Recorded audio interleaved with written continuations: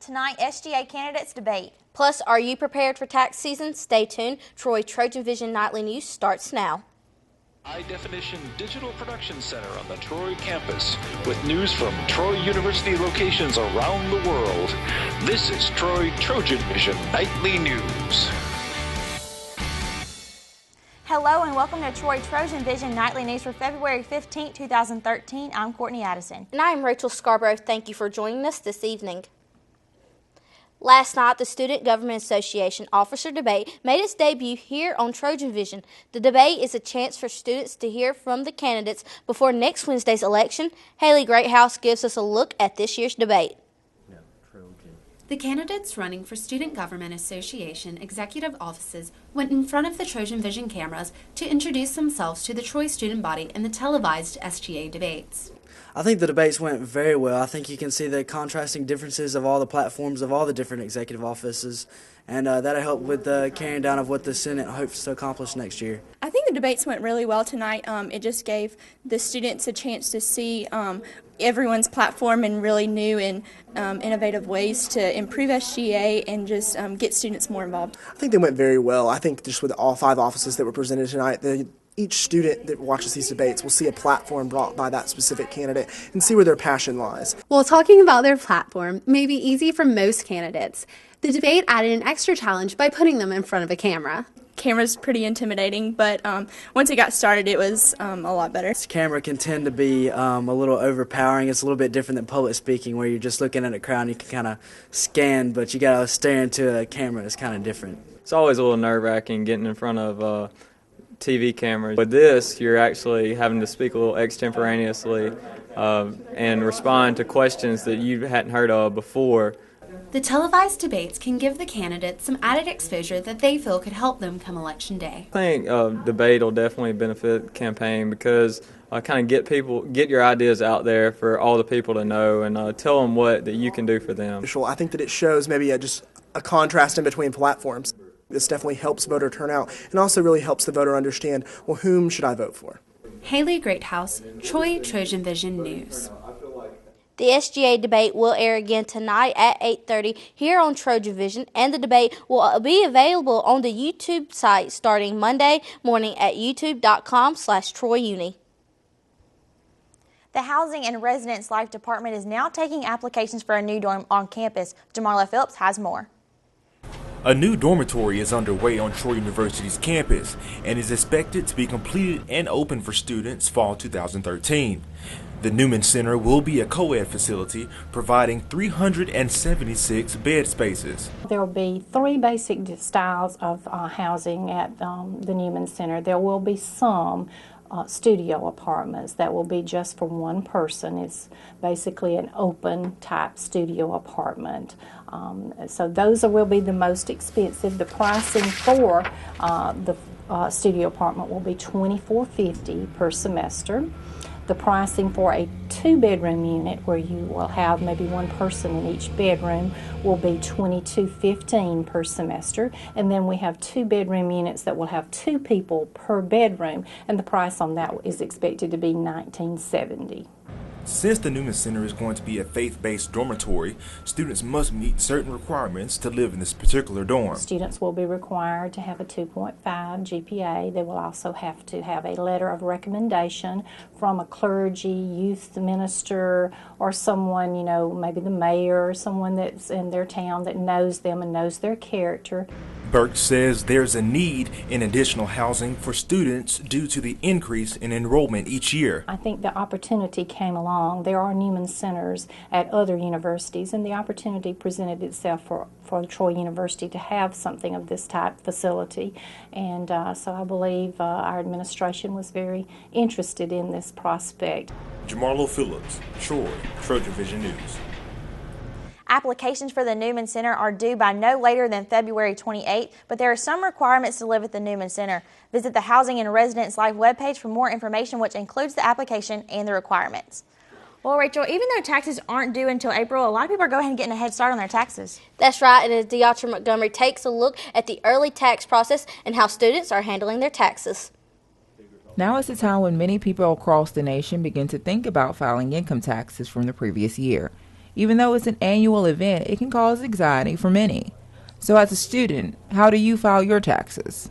I send my W-2s, my Troy W-2, and my other school that I go to during the summer to my dad. Normally I just give them my W-2s and everything that they need to file taxes. I just use my W-2 forms that I get this year from working, and I take them to my mom's fiance, and he helps file them for me. Gail Henderson, a tax advisor, says that before a student starts to prepare their taxes, they need to know for certain their filing status. There are two tax returns that are often filed for a student. One with a parent, and then they are a dependent on that. And yet we do have many that are independent or on their own, and so when they file their tax return, they're filing their own tax return.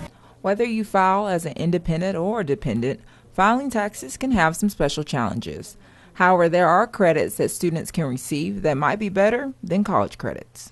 Students have an opportunity to claim the American Opportunity Education Credit, and the credit is twofold: a refundable credit and a non-refundable credit. The non-refundable portion can be up to $2,500 against any tax liability that you might owe, but the refundable portion can be up to $1,000 that can either add more money in your or your parents' pockets. So it's important that you know, is Mama claiming me or am I claiming myself? But some Troy students feel that no matter the amount of deductions or credits that they could receive for themselves, nothing beats letting their parents worry about taxes. It's still too much trouble rather than just let my dad do it.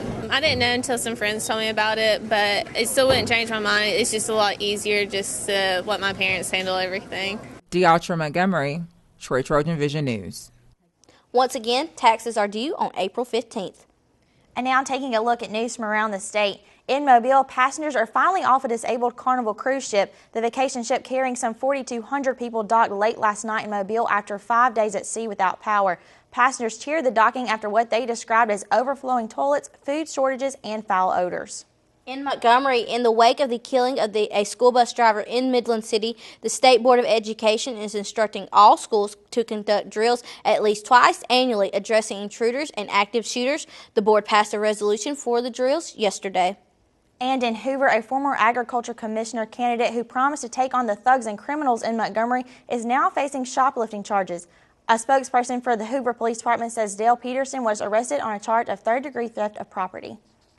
Still to come on TrojanVision Nightly News, men's and women's basketball took to the court last night after last week's historic performances against Middle Tennessee. Justin McNeely will let you know how they fared coming up in sports. But first, President Obama is presenting the nation's second highest civil honor to educators killed at the Sandy Hook Elementary School. We'll have that story and more after the break.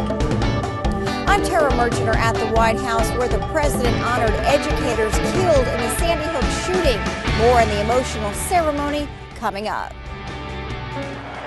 Today is a special day.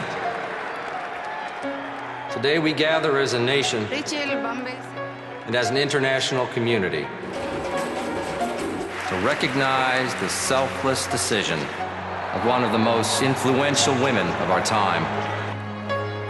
She's been recognized by religious figures and politicians around the world. To us, she's just Rachel. But to the rest of the world, she is the woman who, after having one too many drinks, chose not to drive home buzzed. Here today to honor Rachel is the family whose lives she spared.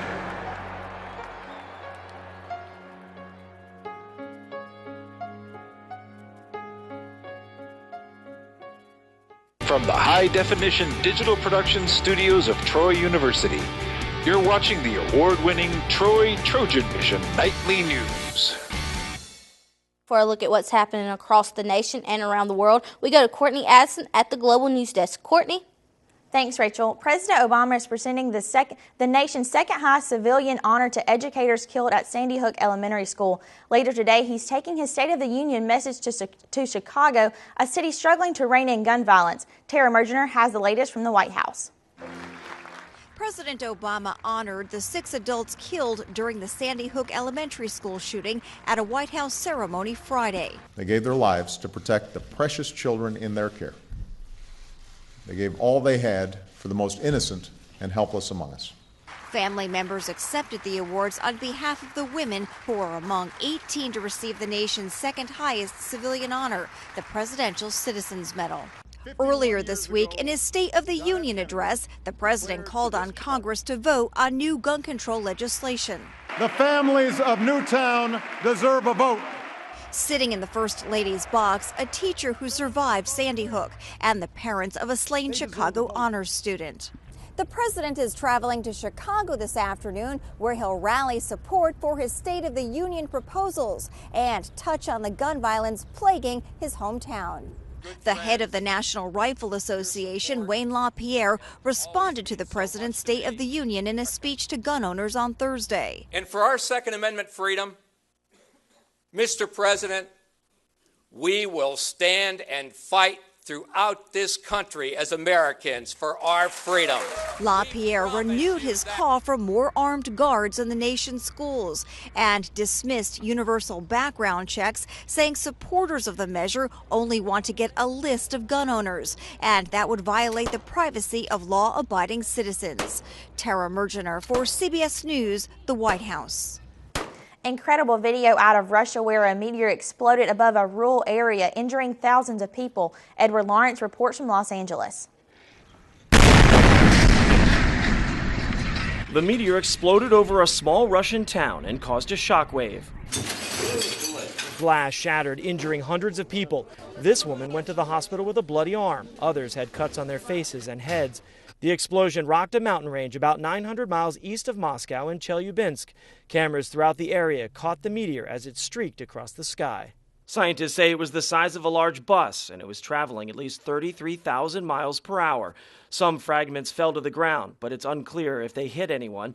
The meteor came without warning, stunning a Canadian hockey player now living in Russia. I hear this loud bang. I live in a 24-story building on the 23rd floor, and all of a sudden I look up and the lights are shaking, and I hear car alarms going off, and it was just incredible. A zinc factory was badly damaged. Both the roof and wall collapsed. Meteor strikes with such a large impact are rare. These things happen once every few decades to centuries. The European Space Agency says the meteor is not connected to the asteroid that will pass within 17,200 miles of Earth later today. Edward Lawrence for CBS News, Los Angeles. And that wraps things up from the Global News Desk. To see more stories from across the country and around the world, such as how to be prepared for a zombie apocalypse, you can tune in to Trojan Vision Global News right after the nightly news. Now back to you, Rachel. Thank you, Courtney. And now Justin McNally joins us with sports. So, Justin, the men and women's basketball team hit the court last night. That's right. Both teams were in action at home, and both had different outcomes than last time they played. Plus, we got many other sports going on campus this week, so let's get into the action right now. After falling to the Blue Raiders last week, the Trojans took some much-needed time off to regroup and focus their attention on FIU. And as Danielle Percival shows us, that time off was just what they needed. After falling to the Blue Raiders, the Trojans took some time to get refocused before Thursday night's game against FIU. Troy won 69-61 over the Panthers, though they didn't have a typical schedule this week. We took off 2 days just to make sure we were ready for tonight. And their first day back at practice, which was Tuesday, it was so intense. The spark the Trojans needed in the first half came from Hunter Williams, who scored 14 of the team's 29 points before the break, including 3 three-pointers and converting a 4-point play.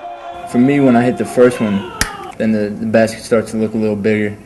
But I was just trying to do whatever I can. You know, we knew it was a big game. We knew we had to come out hard. The first half, Hunter Williams and Emil Jones kept us in this game. And at halftime, we told them, we said, we're not going to win with those two guys. We have to have some of you other guys step up. In the second half, the Trojans rallied around first-half heroes Jones and Williams, scoring 40 points. The group just refused to lose look. In the timeouts, when they were on the bench, they just refused to lose this game tonight, and that was a good thing to see. That attitude has vaulted the Trojans into the spotlight as they attempt to capture the 500th win for Maestri in front of the home crowd against North Texas this weekend. I mean, if it was about me, we'll win the game. But we got to play North Texas, you know, and it's not about me. I mean, really, it'd be nice if everything worked out right. You know, we'll take all the pats on the back and all that stuff. But really, it's irrelevant. We have got to come out here and play North Texas and play one heck of a game to be able to beat them. Danielle Percival, Troy, Trojan Vision Sports. The Trojans will be back on the court tomorrow as a part of a doubleheader. They will take on the Mean Green of North Texas following the women's game. And after getting one of the biggest wins in school history, the Trojans couldn't make it 2 in a row at home last night. The Trojans fell to the Panthers of FIU 56-39 last night in Trojan Arena. The 39 points were the fewest scored by the Trojans this season as they came in averaging 73.7 per game, the best mark in the Sun Belt and 16th best in the NCAA. Joanna Harden led the Trojans with 12 points while Dominique Rose scored 8 points. Troy finishes 29% from the floor and a season-low 9% from deep. Turning a program around, I'd love for it to be when you make a huge win that you just keep getting momentum and going forward, but that's usually not the case. It's usually when you take a step forward, then there's 2 steps back. Maybe you take 2 steps forward and 1 step back. It's very seldom a straight continuum. So we hit that bump in the road where we took many steps back today, and all we can do is move forward tomorrow. The Trojans return to the court on Saturday when they play host to North Texas at 5 p.m. at Trojan Arena. And for all you baseball fans out there, the day you have been waiting for is finally upon us. That's right, it's opening day for the 2013 college baseball season, and your Trojans will take part in the festivities. The Trojans will begin a 4-game series against the Rattlers of Florida A&M in less than an hour. Troy native Will Starling will get the start for the Trojans tonight, and junior Tanner Hicks will get the nod in Game 2. Shane McCain will make his long-awaited return after an injury-plagued season last year as he will get the start in Game 3, and senior Ryan Brady will close out the rotation with the start in the final game. Head coach Bobby Pierce may not know a lot about his opponent, but he is confident his team is ready. I know that much about Florida A&M, and they do have a new coach, as I understand, in place.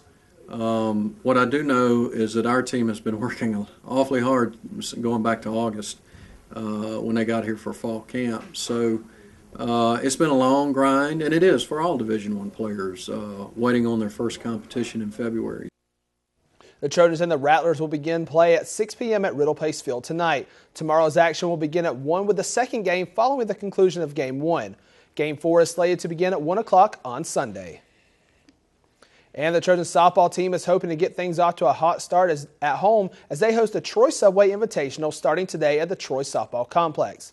The Trojans are currently in action against Evansville Purple Aces as we speak. At the conclusion of this game, the Trojans will then take on North Florida, who comes in at 4-1 on the season. Then on Saturday, the Hokies of Virginia Tech will be the next team on the plate for the Trojans at 1 o'clock.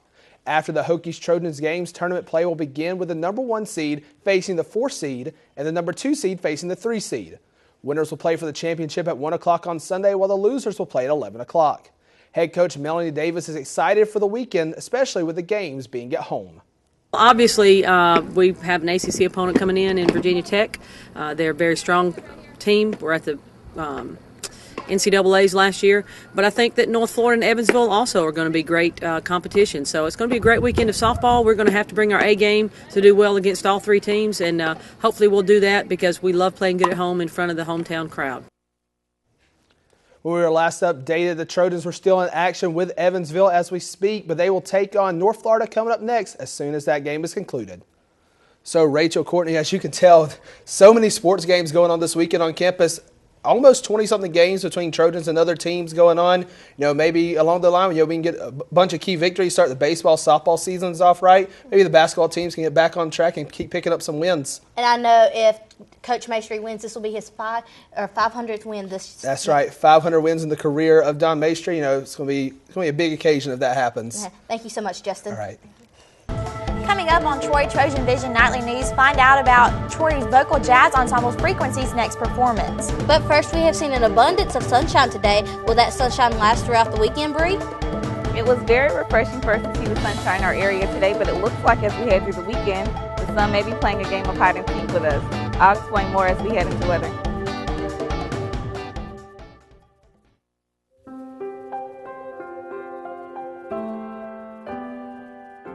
at the heart of what we do in the College of Business is care for the student.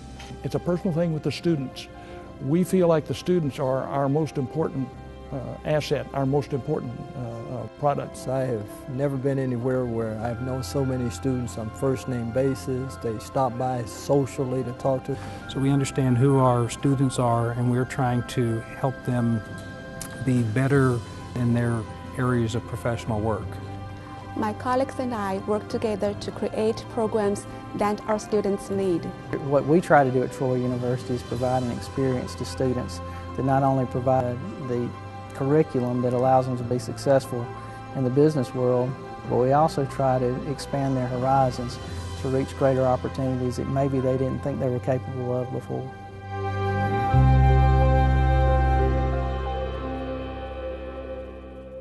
From the high-definition digital production studios of Troy University, you're watching the award-winning TrojanVision Nightly News.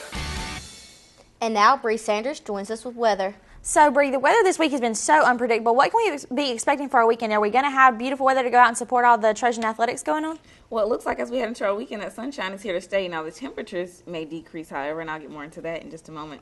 First, let's take a look at our campus snapshot. Right now on campus, we see that the sun is setting beautifully over Bibb Graves right now. So if you're headed to class or you're headed out from work, you can definitely enjoy your evening tonight outside. Current conditions in our area right now, we have fair skies, temperatures at 62 degrees, dew points at 35 degrees, humidity is at 35%, barometers at 30.12 inches and steady. Winds are coming in from the north at 3 miles per hour.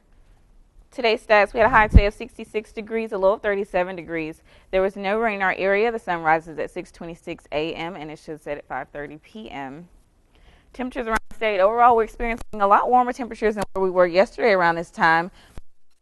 55, Huntsville at 50, Birmingham at 51, Montgomery, Troy, and Phoenix City at 60, Dothan at 61. Temperatures around the southeast. Looking at our state right now in the Birmingham area, we're averaging about a mid-50-degree temperatures. But as we move throughout the rest of the southeast, it seems as if those temperatures remain constant right there in about the mid-50s, a little bit higher there in Florida.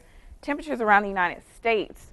As we look at our states as a whole, we have a lot of blue coloration going around, a lot of cooler temperatures going around throughout other parts of the states, especially here in the Dakotas and Montana, almost single-digit temperatures right there in Minnesota. Current surface map, stationary front moving through right here through the western parts of the states. And as we take a closer look back to the southeast, we have a stationary front that came through a few days ago, bringing in those rain systems in our area.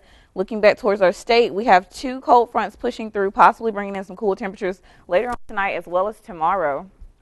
As we look at our precipitation forecast, over the next 4 to 8 hours, it looks like we'll be experiencing a little bit of rain throughout the southeastern part of the state, right here in the Troy area, as well as other states around the southeast here. So definitely be on the lookout for that. Keep that rain gear on hand with you, especially tomorrow morning. Maybe experiencing a little bit of rain in the morning. Nothing too much to worry about, though. Like I said, as we move into tomorrow, that rain stays in the southeastern part of our state just a little bit and covers the rest of the states right here. You see maybe a little bit of ice forming along through the coast and the mid parts of Alabama tomorrow, maybe even a few flurries for some of the cities in Alabama. As we close out our weekend on Sunday, however, those conditions push out of our area and give us almost a picture-perfect day to end our weekend on. Starting our weekend on Monday, still nothing too much to worry about in our state, but we see rain systems forming right again here to the west of us here in Mississippi and certain parts of Louisiana, possibly pushing towards our area on Tuesday.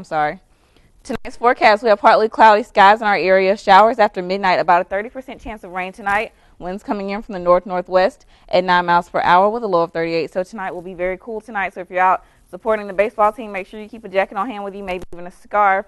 As we move into tomorrow's forecast, we have few morning showers. Cloudy afternoon tomorrow, winds coming in from the northwest at about 20 miles per hour tomorrow with a high of 48 degrees. So that 20 mile per hour winds will be reinforcing those cooler temperatures tomorrow. So tomorrow will be about 20 degrees cooler than what it was today. So definitely expect those cool temperatures tomorrow. Be prepared for it. Moving into our 4-day forecast, like I said, tomorrow that high gets to about 48 degrees, low of 27. As we close our weekend out on Sunday, that high gets back into about the mid-50s, mostly sunny skies in our area. Low gets up to about 32. Starting our week off on Monday, the high continues to rise, almost a 10-degree increase on Monday right there at 64 degrees with a low of 49 on Tuesday. The high stays right there in the mid-60s at 65 with a 40% chance of showers. So, Courtney, we saw a little bit of rain earlier this week, and Rachel, it does look like we have the sunshine in our area, and it will stay throughout the weekend. However, we will have cooler temperatures ahead, especially with the rain coming in next week. Exactly. So we'll make sure if you're planning on being outside, make sure you can bundle up, but at least we won't have to worry, not really worried about the rain or anything. We'll have sunny skies and pretty skies. Absolutely. Thank you. Thank you so much. You're welcome.